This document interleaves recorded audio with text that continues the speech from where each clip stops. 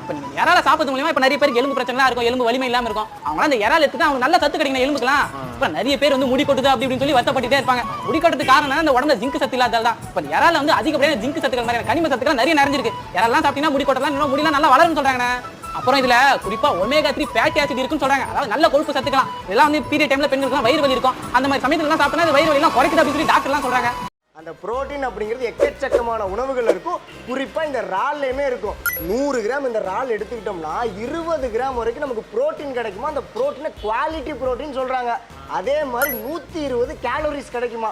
அதுவும் குவாலிட்டியான வந்து நல்ல கேலோரிஸ் அப்படின்னு சொல்கிறாங்க. இப்போ புரோட்டீன்லாம் எடுத்துக்கிறோம்னா வெறும் சிக்கனு, முட்டை, மட்டனு, மீன் இந்த மாதிரி மட்டும் எடுத்துக்காம நான்வெஜ் பிரியர்களுக்கு இந்த இறாலுங்கிறது ஒரு பெஸ்ட் ஆப்ஷன்னு. உங்களுக்கும் எறா ரொம்ப பிடிக்கும்னா லைக் அண்ட் சப்ஸ்கிரைப் பண்ணுங்கள். எத்தனை லைக் வருதோ அவ்வளோ பேருக்கு பிடிக்கும்னு நான் தெரிஞ்சுக்கிறேன். இந்த வீடியோவை பார்த்த எல்லாருக்கும் தேங்க்யூ.